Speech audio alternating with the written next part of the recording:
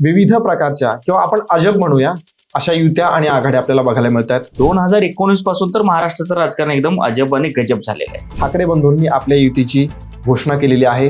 किती फरक पडेल असं वाटतं तुम्हाला?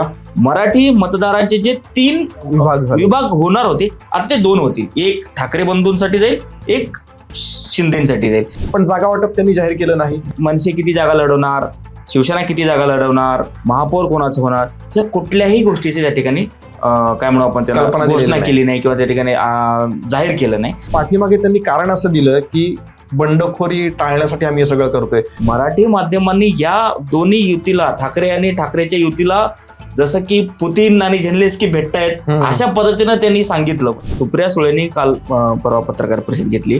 त्या पत्रकार परिषदेमध्ये एकंदरीत हेच होतं की अरे आम्ही विचार सोडलो नाही पण तुम्ही दादांसोबत जाताय ना. दोन्ही राष्ट्रवादी एकत्र पूर्ण महाराष्ट्रभर आले असं सांगितलं नाही. त्यांनी सांगितलं की पुणे आणि पिंपरी चिंचवडसाठी का, तर म्हणे आम्हाला भाजपला हरवायचे. अच्छा, अरे भाजपला हरवायसाठी किंवा भाजपला हरवण्यासाठी एकत्र आलात, पुण्याच्या विकासासाठी एकत्र आलात, पण अजितदादा इथं भाजपसोबत आहेत ना. म्हणजे हा काय गणित आहे? सुप्रिया सुळे त्यांना बोलता सुद्धा नाही आलं. मात्र उत्तर दिले त्यांनी. कशाचं निराश व्हायचं, आम्ही प्रोफेशनल लोक आहेत. म्हणजे त्यांनी एका अर्थानं मान्य केलं राजकारण हे व्यवसाय आहे. त्यांच्या जेवढ्या काही पत्रकार परिषदा झाल्या त्याच्यामध्ये असं वाटत होतं की त्यांना फक्त आणि फक्त सत्तेबरोबर जायचंय. इतिहास आहे. जे पक्ष एखाद्या राजकीय नेत्यांनी स्थापन केलंय त्या पक्षाचे सर्व डिसिजन हे राजकीय नेते आणि त्यांचे वारसच घेतात. काँग्रेसचं अजून तसं बघितलं तर काहीच ठरत नाहीये. त्यांचं वंचित सोबतचं अजून काय डिसिजन झालेलं नाहीये. पुण्यातलं अजून काही डिसिजन झालेलं नाहीये. एकतर उतरती का लागलेली आहेच आहे. अजून आपल्याकडे 15 ते 18 दिवस आहेत असं आपण गृहीत धरूया. तेवढ्या या सगळ्या दिवसामध्ये अजून किती पक्ष बदल होतील असं वाटतं? निष्ठावंतांची आपल्या कुठल्याच राजकीय पक्षाला काहीच किंमत राहिलेली नाहीये का? यांच्या एवढे निलाजरे राजकारणी कुणी असू शकतात का? लोकांना कितपत तुम्ही येड्यात काढणार ना, लोकांना कितपत तुम्ही अंधारात ठेवणार? लोकांना समजतं ना आजकाल.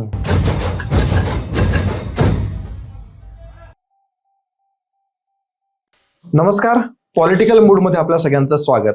राजकारणामध्ये ज्या काही ट्रेंडिंग घडामोडी घडत असतात त्यावरती आपण आपल्या या कार्यक्रमामध्ये सविस्तर विश्लेषण करत असतो आणि चर्चा करत असतो. सध्या महानगरपालिकेच्या निवडणुकांचं वातावरण आहे आणि राजकीय पक्षांच्या युत्या, आघाड्या आणि कुरघोड्या आपल्याला बघायला मिळत आहेत. हाच आपला आजच्या कार्यक्रमाचा विषय आहे आणि चर्चा करण्यासाठी आहेत ॲडव्होकेट आणि राजकीय विश्लेषक शिवाजी जाधव. सर, पुन्हा एकदा स्वागत आहे तुमचं. नमस्कार. सगळ्यात पहिल्यांदा कसा आहे तुमचा मूड? एकदम बेस्ट आहे. राज्याच्या राजकारणामध्ये विविध प्रकारच्या किंवा आपण अजब म्हणूया अशा युत्या आणि आघाड्या आपल्याला बघायला मिळत आहेत. नुकतीच ठाकरे बंधूंनी आपल्या युतीची घोषणा केलेली आहे. किती फरक पडेल असं वाटतं तुम्हाला मुंबई महानगरपालिका आणि त्याच अनुषंगाने इतर महानगरपालिकांच्या निवडणुकांमध्ये? बघा, अजब तुम्ही बोललात, युती आघाड्या बोललात. 2019 पासून तर महाराष्ट्राचं राजकारण एकदम अजब आणि गजब झालेलं आहे. कोणी कोणासोबत जाते, कोणी कोणासोबत येते. आणि ही ठाकरे बंधूंची जी युती आहे ना, ती मागच्या अनेक महिन्यांपासूनच्या सगळ्या राजकीय घडामोडीवरून असं वाटत होतं की कधी ना कधी अधिक होणारच आहे. ती त्यांनी काल परवा जाहीर केली. युती त्यांनी जाहीर केली मुंबई महानगरपालिकेच्या पुरती. सध्या आगामी काळामध्ये उर्वरित महाराष्ट्रासाठी सुद्धा त्या लोकांनी विचार केलाय की आगामी महापालिकामध्ये कोणकोणत्या महापालिकामध्ये त्यांची युती होणार आहे ते त्यांनी सांगणार आहेत. पण मुंबईसाठी ज्यावेळेस त्यांनी युती जाहीर केलं, जवळपास 10 ते 15 मिनिटाची त्यांची प्रेस कॉन्फरन्स झाली. त्याच्यातून 5-1 मिनिटं संजय राऊतांनी बोलले आणि उद्धव ठाकरे आणि राज ठाकरे यांनी पण तेवढ्याच 5-7 मिनिटं बोलले असतील. पण त्या बोलण्यामध्ये ते मनसे किती जागा लढवणार, शिवसेना किती जागा लढवणार, मग कुठल्या जागा लढवणार, महापौर कोणाचं होणार, या कुठल्याही गोष्टीचे त्या ठिकाणी काय म्हणू आपण त्याला घोषणा केली नाही किंवा त्या ठिकाणी जाहीर केलं नाही. तर अजूनही त्यांच्या जागा वाटपांमध्ये कुठंतरी रसाकीची सुरू आहे का, काहीतरी चर्चा आहे का, किंवा काहीतरी फसलंय का, या शंकेला अजून वाव आहे. जरी त्यांनी मोठ्या गाजावाजानं त्या ठिकाणी युती जाहीर केली असली तरीही भाजप आणि महायुती मात्र त्यांच्या युतीला असं इग्नोर करण्याच्या स्वभावामध्ये आम्हाला काही फरक पडत नाही अशा आविर्भावाने भाजप आणि महायुतीच्या लोकांनी उत्तर दिले. आशिष शेलारांनी पण त्या पत्रकार परिषदेनंतर त्यांची युती जाहीर झाल्यानंतर त्यांनी पत्रकार परिषद घेतली, सांगितलं आम्हाला काही फरक पडणार नाही. मुख्यमंत्री देवेंद्र फडणवीस यांनी सुद्धा सांगितलंय की दोघे एकत्र आले तरी फारसा काही फरक पडणार नाही. त्यांना मुंबईकरांसाठी, त्यांनी मुंबईसाठी काय केलं हे त्यांना सांगावं लागतं, ते त्यांना सांगत नाही. त्यांची तीच जुनी स्क्रिप्ट आहे, मुंबई महाराष्ट्रापासून तोडणार. उद्धव ठाकरेंनी काल परत परत मारला म्हणून मुख्यमंत्र्यांनी सांगितलं की त्यांनी डायलॉग तरी चेंज करायचा, स्क्रिप्ट तरी चेंज करायचा. तसं त्याने बोलताना त्यांनी देवेंद्र फडणवीस यांनी मराठी माध्यमांची अतिशय चांगल्या पद्धतीने मिश्किलपणे खिल्ली उडवली. ते बोलले की मराठी मीडियाने असं दाखवलं की आता राज ठाकरे येत आहेत, आता उद्धव ठाकरे येत आहेत, गाडी कोण चालवतंय, कसं बसतंय. मराठी माध्यमांनी या दोन्ही युतीला, ठाकरे आणि ठाकरेच्या युतीला जसं की पुतीन आणि झेलेन्स्की भेटतायत अशा पद्धतीनं त्यांनी सांगितलं. म्हणजे त्यांनी एक प्रकारची खिल्ली उडवली आणि इग्नोर मारला. आम्हाला काही फरक पडत नाही अशा आविर्भावाने महायुती आणि महायुतीतील नेत्यांनी या ठाकरेच्या युतीला त्या ठिकाणी काही महत्व दिलेलं नाही सध्या पुरतं आपण बघायला गेलं तर. आता काय फरक पडेल याच्याविषयी आपण मागच्या अनेक एपिसोडमध्ये बोललो होतो. आता युती झाली तर आपण जाहीरपणे त्याच्यावरती आपण चर्चा करू शकतो की मुंबई आणि मुंबई उपनगरामध्ये जितका पण मराठी मतदार आहे, जो ठाकरेंचा एकनिष्ठ आहे, तो तर त्यांच्या सोबतच राहील. पण शिवसेना आणि मनसे दुरावल्यामुळे जे मत डिवाइड होत होतं दोन्ही पक्षामध्ये, तो साहजिकच आहे मत एकत्र येईल. पण आता शिवसेना एकसंघ नाही ना, शिवसेनेचे पण 2 पार्ट झालेत. आता मराठी मतला काही टक्का एकनाथ शिंदेकडे जाणारच आहे, कारण त्यांचे पण मराठी आमदार मुंबईमध्ये आहेत, त्यांचे पण मराठी नगरसेवक मुंबईमध्ये आहेत, त्यांच्याकडे जवळपास 125 माजी नगरसेवक आहेत एकनाथ शिंदेकडे, आणि ते जवळपास सगळं मराठी असल्यामुळे मराठी मतदारांचे जे 3 काय म्हणू आपण त्याला विभाग होणार होते, आता ते 2 होतील. एक ठाकरे बंधूंसाठी जाईल, एक शिंदेसाठी जाईल. आणि भाजपला आधीच काही सुरुवातीपासूनच काही मराठी टक्का भाजपला मतदान करत आलेला आहे. हे तर आता एकंदरीत दिसेल. पण सर्वात महत्वाची अडचण त्यांच्यासाठी ही झाली की काँग्रेसने स्वबळाचा त्या ठिकाणी नारा दिलेला आहे. काँग्रेस मुंबईमध्ये वंचित बहुजन आघाडी सोबत किंवा काँग्रेस इंडिव्हिज्युअल जाणार आहे. नाही, राष्ट्रीय समाज पक्षाबरोबर त्यांनी आघाडीची घोषणा केली. मुंबईमध्ये राष्ट्रीय समाज पक्ष नाहीच आहे, अधिकृतरित्या त्यांनी छोटे पक्ष त्यांनी सोबत घेतले. महादेव जानकर हे राष्ट्रीय समाज पक्षाचे नेते आहेत. महायुतीचे म्हणजे देवेंद्र फडणवीस मुख्यमंत्री महायुतीमध्ये होते, देवेंद्र फडणवीस मुख्यमंत्री असताना त्यांना मंत्री केलेलं रावसाहेब आपल्या महादेव जानकरांना, तर ते आता काँग्रेस सोबत गेलेत. काँग्रेसचं मतदार शिवसेनेकडे वळत नव्हता आणि शिवसेनेचा मतदार शिवसेनेला पडत होता. ही काँग्रेसच्या त्या ठिकाणी खतखत होते की ज्या पद्धतीने काँग्रेसचा मतदार हा शिवसेनेला मतदान करतोय, पण शिवसेनेचा पारंपरिक मतदार काँग्रेसच्या उमेदवाराला मतदान करत नाही, हा त्यांचा महाविकास आघाडीतून बाहेर पडण्याचा मुंबईपुरता हा त्यांचा मेन मुद्दा होता. येणार का अतिशय जवळच आलेल्या निवडणुका, जवळपास 30 तारखेपासून 30 तारखेपर्यंत सगळ्यांना उमेदवारी अर्ज भरायचे आहेत आणि निवडणुका सुद्धा जवळ आलेल्या. तर ह्या 2 ठाकरेसाठी आपण एक म्हणू शकतो की मराठी सेंटिमेंट घेऊन ही लोक चालतायत. मराठी हवा ते पुढे घेऊन जात आहेत. मुंबईला महाराष्ट्रातून तोडतील, गुजरात त्यांना धार्जने आहेत वगैरे वगैरे, हा यांचा मुद्दा आहे. आणि या उलट महायुती आणि भाजप हे हिंदू हे ब्रॅकेट सोबत खेळते आणि त्याच्यासोबत ते विकास आम्ही केलंय, आम्ही मेट्रो केलंय, आम्ही अटल सेतू केलंय, आम्ही कोस्टल रोड केलंय, आम्ही कॉन्क्रीटचे रोड बनवतोय, हे महायुती सांगते. तर या उलट ठाकरे सांगतात की मुंबईतले सगळे कंत्राट, भावनिक मुद्दे घेऊन ते दोघं जात आहेत. बघूया येणाऱ्या काळामध्ये काय होईल. मी जागा वाटपाचा उल्लेख केला आता. महायुतीचं जागा वाटप आता होईल, समजा त्यांचं जे काही ठरलेलं आहे त्यानुसार ते जागा वाटप होईल. पण ठाकरे बंधूंची बहुप्रतीक्षित जी युती होणार होती ती त्यांनी म्हणजे कधी जाहीर करतील हे आपल्याला त्याची उत्कंठा होती, ती जाहीर झाली. पण जागा वाटप त्यांनी जाहीर केलं नाही. तर त्याच्या पाठीमागे त्यांनी कारण असं दिलं की बंडखोरी टाळण्यासाठी आम्ही हे सगळं करतोय. खरंच असं जागा वाटप जाहीर न करून बंडखोरी खरंच टाळता येणार आहे का ठाकरे बंधूंना? नाही, पण कधीपर्यंत? आता काय आहे ना, दोन कारणं असू शकतात. जर आपण जागा जाहीर न करण्याचे 2 जागा असतात. एक तर त्यांच्याकडे तिथे उमेदवार नसेल, एक तर अनेक असतील. आता अनेकांमधून निवडणं त्यांना थोडंसं कठीण जात असेल. आता मग ज्याला उमेदवारी मिळाली नाही तो दुसऱ्या पक्षात जाईल असं म्हणतात. पण आता टाइम नाही ना लोकांकडे दुसऱ्या पक्षात जाऊन तिथून पुन्हा तयारी करणं, पुन्हा तिथल्या लोकांना सांगणं. आजपर्यंत भाजप आणि महायुतीच्या विरोधात बोलणारा माणूस उद्या तिकडे जाऊन त्यांच्या विरोधात बोलते असं नाही. काही उदाहरणं आहेत, पण रेअरेस्ट ऑफ द रेअर उदाहरण आहेत की आदल्या दिवशी ज्या दिवशी फॉर्म भरायचा त्या दिवशी फॉर्म उचलला किंवा फॉर्म भरलं, असे तर होतात. पण हे किती ठिकाणी 227 ठिकाणी असं असतं का? 5-10 ठिकाणी आपण अपवाद म्हणून बघू शकतो की 5-10 ठिकाणचे लोक जाऊ शकतात बाबा, अनेक लोक आहेत. मुळात काय ना की मुंबईमध्ये मनसे आणि शिवसेना उद्धव ठाकरे गट यांची काही ठिकाणी ना, आता उदाहरण जर घ्यायला जातं आपण दादर माहीमचं उदाहरण घ्या, तिथं आमदार जरी शिवसेनेचा असला तरी मनसेची तिथे थोडं बेल्ट आहे, मनसेची थोडं तिथे ताकद आहे. मनसेला वाटतं की आमचं तिथं अमित ठाकरे तिथं थांबलेले, अमित ठाकरे इतके मतं पडलेले आणि आम्हाला तिथं सदा सारवणकर यांच्यामुळे आमचा अमित ठाकरे हरला, तर आम्हाला सदा सारवणकरचा मुलगा काय त्याचं नाव समाधानाला हरवायचंय. तर त्यासाठी मनसेनं तो तसं त्यांचं मी त्याचं कारण सांगितलं की मनसेला वाटत असेल की आम्हाला सारवणकराचा बदला घ्यायचंय, सारवणकरामुळे आम्ही हारलो. शिवसेनेला वाटते की आमचं तिथं सिटिंग आमदार आहे, तर शिवसेनेला त्या ठिकाणी आम्हाला जास्त जागा मिळायला पाहिजे, असे त्यांचे बऱ्याच ठिकाणी त्या ठिकाणी चर्चा असू शकतात, वादविवाद असू शकतात किंवा त्या ठिकाणी पेच अडलेला असू शकतो.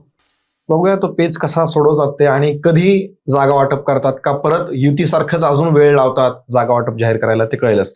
राष्ट्रवादी एक सध्या चर्चेमध्ये आहे, 2 राष्ट्रवादी एकत्र येणार आहेत असं काहीतरी ती चर्चा सुरू आहे. तर या निमित्ताने एक असा प्रश्न निर्माण होतो की राष्ट्रवादी हा पक्ष भले तो आता त्याचे 2 तुकडे झाले असतील, शरद पवारांचा वेगळा, अजित पवारांचा वेगळा, फक्त सत्ता हा एकच त्यांचा उद्देश असतो का? सत्तेसाठी हापापले पण दिसून येते का राष्ट्रवादीमध्ये? नाही बघा, एखादा पक्ष, एखादा नेता जर राजकारणात आहे तर त्याचा पहिला एम असतो सत्ता. त्याचा पहिला एम असतो की सत्तेमध्ये जावं आणि काम करावं, लोकांचे काम करावं. ते हेच सांगत आले. हे तर कारण झालं की लोकांची कामं करायची, लोकांचे कामं करण्यासाठी आम्ही सत्तेत हवे. हा शब्द तर खूपच आपल्याला ऐकायला मिळतो. नाही पण कसं आहे ना की आपल्या मागच्या एका एपिसोडमध्ये पण सांगितलं की आपल्याकडे सत्ता नसली तर कार्यकर्ते टिकवणं कठीण जातं, आपल्याकडे सत्ता नसली तर कामं होणं कठीण होतं. आता महायुतीची सत्ता एकदम एक हाती सत्ता आहे, जवळपास 232-230 आमदार यांच्याकडे. आज जवळपास आता मागच निवडणुका झाल्या, नगरपालिका, नगरपंचायत, त्याच्यासाठी महायुती जवळपास सरस ठरलेले. तर असं वाटतं की येणाऱ्या काळामध्ये जर आपण दोन्ही राष्ट्रवादी एकत्र आले, बरं त्यांनीही हुशारीने दोन्ही राष्ट्रवादी एकत्र पूर्ण महाराष्ट्रभर आले असं सांगितले नाहीत, पूर्ण देशभर आले असं सांगितले नाहीत. त्यांनी सांगितलं की पुणे आणि पिंपरी चिंचवडसाठी. का तर म्हणे आम्हाला भाजपला हरवायचे. अरे भाजपला हरवायसाठी किंवा भाजपला हरवण्यासाठी एकत्र आलात, पुण्याच्या विकासासाठी एकत्र आलात, पण अजितदादा इथं भाजपसोबत आहेत ना. आम्हाला तेच विचारायचं होतं, म्हणजे हा काय गणित आहे? तुमच्या ज्यावेळेस पक्षामध्ये फूट झाली त्यावेळेस तुमच्यासोबत जे राहिलेले लोक आहेत त्यांना काय वाटत असेल, ज्यांनी दादांना अंगावर घेतलं, ज्यांनी दादांच्या नेत्यांना अंगावर घेतलं, ज्यांनी दादांच्या नेत्यावर काहीचे काही टीका केले, आता ते लोक कुठं जायचे? तुम्ही कुटुंब म्हणून एकत्र राहिलातच, कुटुंब म्हणून तुम्ही आधीपासून सांगत आलात की कुटुंब वेगळं, राजकारण वेगळं. आता तर तुम्ही राजकारण पण एकच करताय.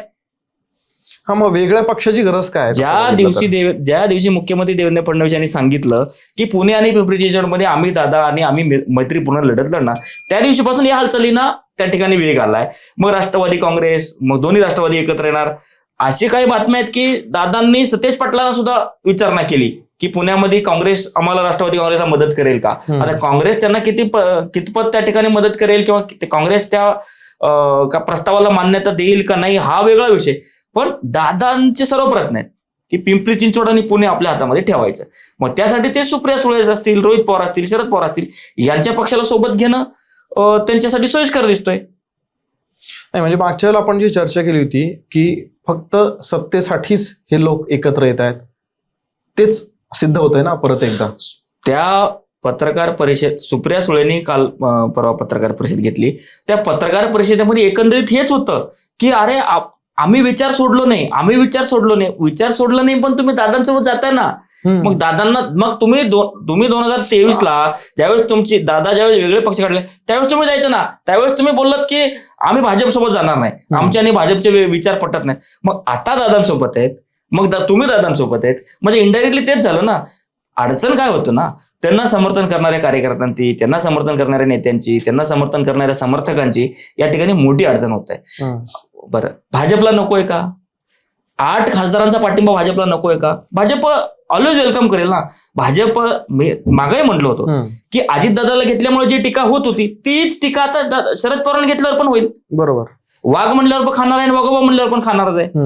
त्यामुळं दादांना घेण्यासाठी ज्या पद्धतीने ते आग्रही होते तर शरद पवारांना घेतीलच, त्यांना अडचण. 8 खासदारांचा पाठिंबा त्यांना दिल्लीत मिळणार आहे आणि त्याच्या उलट सुप्रियाताईंना मंत्रिपद मिळणार वगैरे काहीतरी चर्चा आहेत. आता ते सुप्रियाताईंना मिळेल का प्रफुल्ल पटेलला मिळेल का दोघांना मिळेल, आता त्यांच्या पक्षाचा फायदाच आहे ना त्याच्यामध्ये. पण बघा याच्यामध्ये प्रशांत जगताप पुण्याचे शहराध्यक्ष होते शरद पवारांच्या पक्षाचे, त्यांनी आधीच सांगितलं होतं की अजित पवारांबरोबर ती जर आघाडी केली तर मी राजीनामा देईल. आता इतकी टोकाची भूमिका जर एखादा नेता घेत असेल तर त्याचा किमान सिरियसली नाही तरी थोडा तरी विचार शरद पवारांच्या पक्षाने करायला पाहिजे होता, सुप्रिया सुळेने करायला पाहिजे होता. पण सुप्रिया सुळेंची जी काही त्यानंतर मग त्यांनी राजीनामा देण्याच्या आधी आणि राजीनामा दिल्याच्या नंतर त्यांच्या जेवढ्या काही पत्रकार परिषदा झाल्या किंवा जी मीडियाला त्यांनी बाईट्स दिले त्याच्यामध्ये असं वाटत होतं की त्यांना काहीच फरक पडत नाहीये, त्यांना फक्त आणि फक्त सत्तेबरोबर जायचंय एवढं एक त्यांच्या एकूण हावभावावरून दिसत होतं. बघा आता मी जसं म्हणलं ना की पक्षफुटीच्या त्या भांडणामध्ये, पक्षफुटीच्या त्या सगळ्या कारवायांमध्ये जे शरद पवारांसोबत राहिले त्यांची आता किती कठीण परिस्थिती आहे त्याचं सर्वात मूर्तिमंत उदाहरण म्हणजे प्रशांत जगताप. ते बोलतात की राष्ट्रवादीच्या स्थापनेपासून मी शरद पवारांसोबत आहे. आणि त्यांनी ज्यावेळेस अजितदादा वेगळे झाले त्यावेळेस त्यांनी अजितदादा आणि अजितदादाच्या गटावर टोकाची टीका केलेली. तसे अनेक नेते आहेत. आता सुप्रिया सुळे बहीण म्हणून, शरद पवार काका म्हणून, रोहित पवार त्यांचा पुतण्या म्हणून अजित पवारांच्या जवळ जाऊ शकतात. पण प्रशांत जगताप कोण आहे? प्रशांत जगताप तर नाही जाणार. बरं, प्रामाणिक कार्यकर्ता, प्रामाणिक कार्यकर्ता कोणाचा? शरद पवारांचा. तो प्रामाणिक कार्यकर्ता कोणाचा? राष्ट्रवादी काँग्रेस पार्टी एकसंघ असतानाचा. आता ज्यावेळेस पक्ष फुटलं त्यावेळेस प्रशांत जगताप आणि अजितदादाने त्यांच्या पक्षाला अंगावर घेतलं. पुण्यामध्ये त्यांनी शरद पवारांच्या पक्षाला वाढीसाठी मदत केली. आता तो दादांकडे जाऊन काय म्हणेल? माझं चुकलं म्हणेल, दादा मी ते मागे जे काही बोललो ते आता मी चुकीने बोललो म्हणेल. पण कार्यकर्त्याची किती मोठी कोंडी आहे. सुप्रिया सुळे तर म्हणते ना आम्ही विचारधाराची पारखत केली नाही, आम्ही काय. त्या दिवशीच्या पत्रकार परिषदेमध्ये मॅडम सुप्रिया सुळे त्यांना बोलता सुद्धा नाही आलं, थातुरमातुर उत्तर दिले त्यांनी. कशाचं निराश व्हायचं, आम्ही प्रोफेशनल लोक आहेत. म्हणजे त्यांनी एका अर्थानं मान्य केलं राजकारण हे व्यवसाय आहे. म्हणजे नाराजी वगैरे घरी करायचं, इथं नाही करायचं. मी नाराजी सदानंद सुळे म्हणजे त्यांच्या नवऱ्याजवळ मी नाराजी व्यक्त करतो, मी पक्षात नाराजी व्यक्त करणार नाही. म्हणजे असे त्यांनी त्या ठिकाणी थातुरमातुर त्या ठिकाणी. आणि त्यांनी असं पण काहीतरी सांगितलं की हे जे काही निर्णय होतात, आता दोन राष्ट्रवादी एकत्र येणार आहेत किंवा त्यांची आघाडी होणार आहे ह्याच्याबद्दल त्यांना काहीच माहित नाहीये. कोणाला?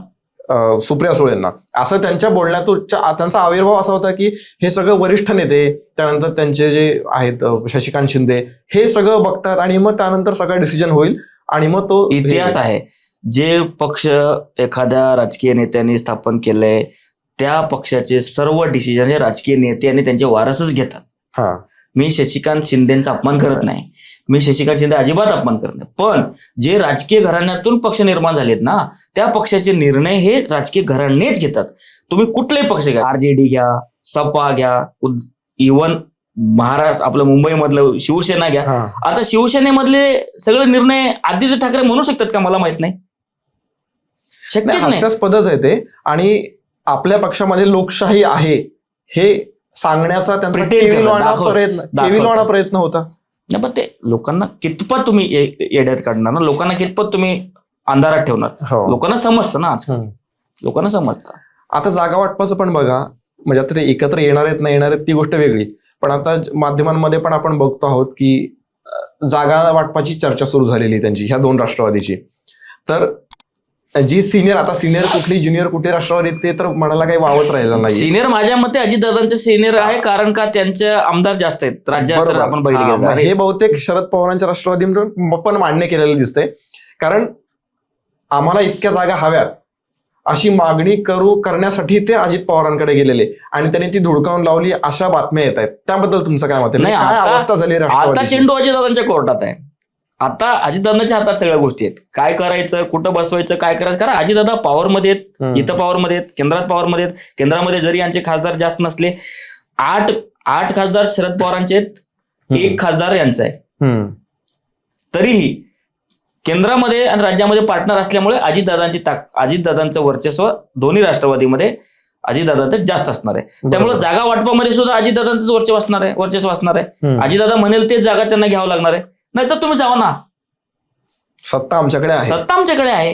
कारण त्यांच्याकडे पर्याय अजूनही खुला आहे ना. आपण मागच्या वेळेस बोललो की आमच्या जागा जरी महापौर बसवण्यासारख्या नाही आल्या तरी आम्ही राष्ट्रवादी आपलं भाजप सोबत जाऊ. भाजपचा महापौर बसेल, आमचा स्टँडिंग असेल, आमचा महापौर असेल, त्यांच्या स्टँडिंग असेल. म्हणजे भाजप सोबत असल्यामुळे अजितदादांचे 5 बोटं आता तुपात आहेत.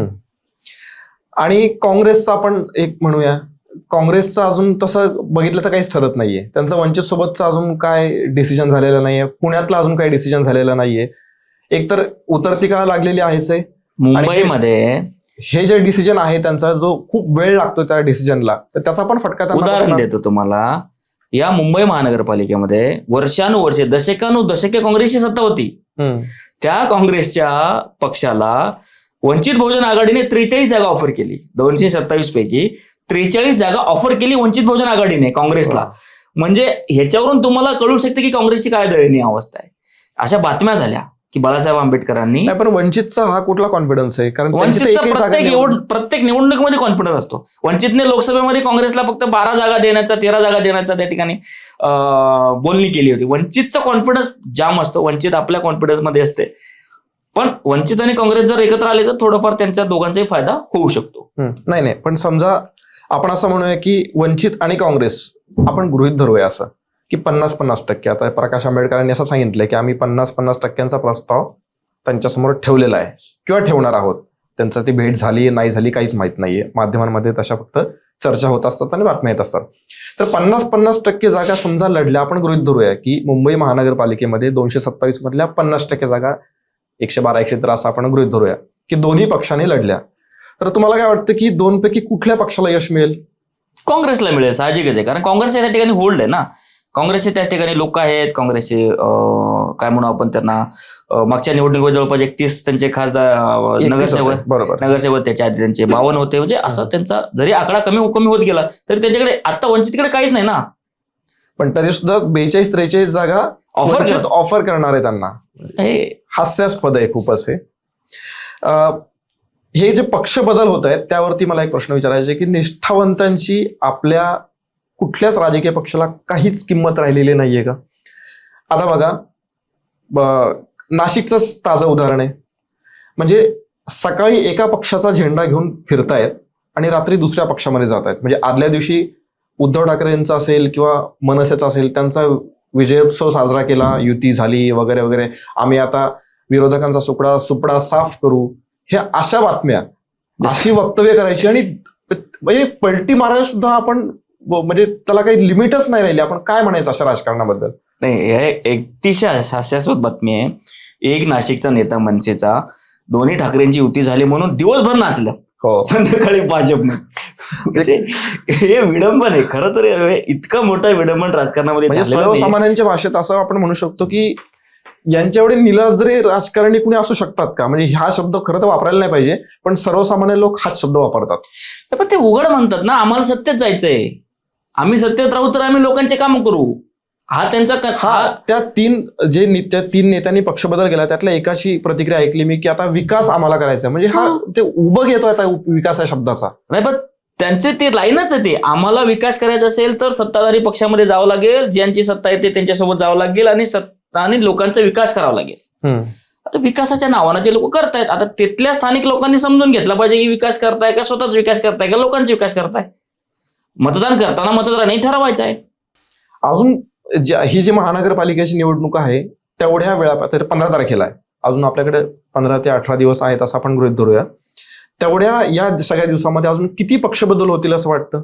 फ्लो तर निश्चितच भाजपाकडेच असणार आहे, पण एकूण कसे पक्ष बदल होतील आणि कुठल्या पक्ष बदल होतील? सत्ताधारी पक्षांकडे लोक येतील, ज्यांना उमेदवारी मिळणार आहे त्याचे आश्वासन, ज्यांना आश्वासन मिळालं ते जातील, ज्यांना नाही मिळालं ते निवड कामासाठी तरी जातील.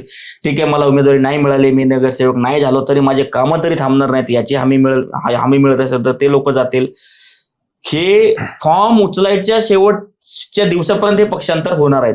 त्यामुळे हे महाराष्ट्राने याच्यासाठी तयार राहू की पक्षांतर अनेक होणार आहेत, जे शेवटच्या फॉर्म उचलायच्या शेवटच्या तारखेपर्यंत, शेवटच्या घटकेपर्यंत होणार आहेत. साहित्य संमेलनाच्या दृष्टीने मला काही प्रश्न विचारायचे आहेत. आपलं साहित्य संमेलन लवकरच होणार आहे आणि साहित्य संमेलनामध्ये राजकारण्यांचा शिरकाव हा नेहमीचा चर्चेचा विषय असतो. साहित्य संमेलन सुरू होण्याच्या आधी असतो आणि नंतरही असतो. तुलनेने यावेळेला तो थोडासा कमी आपल्याला वाटतोय. तुमचं याबद्दल काय निरीक्षण आहे? काय असतं की साहित्य संमेलन जे असतं ते काय म्हणू आपण बुद्धिजीवी लेखकांचं, या लोकांचं तो एक प्रकारचं काय म्हणू आपण त्याला मेळावा असतो. आता त्यामध्ये जाऊन आपले विचार मांडणं, आपल्या पक्षाचा अजेंडा नेणं हे त्यांच्यासाठी सुवर्ण संधी असते. त्यामुळे अनेक वर्षांपासून ही प्रथा चालत आलेली आहे. साहित्य संमेलन आलं की राजकीय नेते जातात आणि त्यांच्या पक्षांचा त्या ठिकाणी तिथे अजेंडा सांगतात किंवा त्यांच्या पक्षाचे विचार त्या ठिकाणी मांडतात. आता साहित्यिकांनी त्या मेळाव्याला आलेल्या लोकांनी त्यांचा विचार कितपत घ्यायचा नाही घ्यायचा तो त्यांच्या सद्सद्विवेक बुद्धीवर अवलंबून आहे. तर साहित्य संमेलनाला किती फंड निघाला, किती निधी द्यायचा, आम्ही इतका निधी दिला, मागच्या वर्षी इतका झाला, तर त्या ठिकाणी तो श्रेय घ्यायचा पण त्या ठिकाणी त्यांचा प्रयत्न असतो. बघूया येणाऱ्या काळामध्ये काय होतं. आता ह्या 99 अखिल भारतीय मराठी साहित्य तर संमेलन त्यांचं शेड्यूल पण आलं वाटतं जानेवारी महिन्याच्या पहिल्या आठवड्यामध्ये ते होणार आहे. येणाऱ्या काळामध्ये बघूया. मागचा जो झाला तो मोदीजी, तारा भवाळकर यांच्या त्या 1-2 भाषणांमुळे थोडंसं चर्चित होतं. तर यावेळेस असे कसे भाषणं होतील, कोणाकोणाची भाषणं होतील हे पाहण्यासारखं राहील. हा, आणि मराठी मूडचा सुद्धा याच्यामध्ये सहभाग असणार आहे. कारण मागच्या वेळचं जे साहित्य संमेलन झालं होतं ते सुद्धा आपण कव्हर केलं होतं आणि त्याचे वेगवेगळ्या साहित्यिकांचे आपण बाईट्स आणि प्रतिक्रिया ह्या सर्वसामान्यांपर्यंत पोहोचवल्या होत्या. यावेळेला सुद्धा आपण तशाच प्रकारची आपली पद्धत असणार आहे. आपण साताऱ्यामधलं साहित्य संमेलन आपण प्रेक्षकांना पण सांगूया की साताऱ्यामधलं जे 99 मराठी साहित्य संमेलन आहे त्या साहित्य संमेलनामध्ये मराठी मूडचा सक्रिय सहभाग असणार आहे. त्या ठिकाणी जेवढेही काही कार्यक्रम होणार आहेत ते सगळे मराठी मूडवरती तुम्हाला बघायला मिळणार आहेत. पहिल्यांदा तर आम्ही तुम्हाला सांगतो की तुम्ही प्रत्यक्ष साताऱ्याला या आणि साहित्य संमेलनाचा आस्वाद घ्या. साहित्य संमेलनाच्या अनुषंगाने जेवढ्या कुठल्या घडामोडी आहेत त्या कुठल्याही मिस होऊ नये हा आमचा प्रयत्न आहे. आणि विशेष म्हणजे आपले जे मराठी भाषा मंत्री आहेत उदय सामंत, त्यांच्याशी सुद्धा आम्ही खास बातचीत केलेली आहे. मराठी साहित्य संमेलनाला त्यांनी निधी सुद्धा दिलेला आहे आणि तो किती निधी दिलाय ते त्यांनी मराठी मूडशी जी काही एक्सक्लुसिव्ह बातचीत केलेली आहे त्याच्यामध्येच त्यांनी सांगितलेलं आहे. त्यामुळे तुम्हाला मराठी मूड वरती जे काही व्हिडिओ आहे त्या संदर्भातले ते तुम्हाला बघायला लागतील. यासोबतच इतर ज्या काही घडामोडी आहेत त्या सुद्धा आपल्याला मराठी मूड या चॅनलवरती बघायला मिळणार आहेत. आत्ता आपण पॉलिटिकल मूडच्या या कार्यक्रमामध्ये इथंच थांबणार आहोत. पण नेहमीची आठवण, तुम्हाला आमचे व्हिडिओ आवडत असतील तर लाईक करा, शेअर करा आणि चॅनलला सबस्क्राईब करा. या व्हिडिओमध्ये इतकंच. जय हिंद, जय महाराष्ट्र. जय महाराष्ट्र.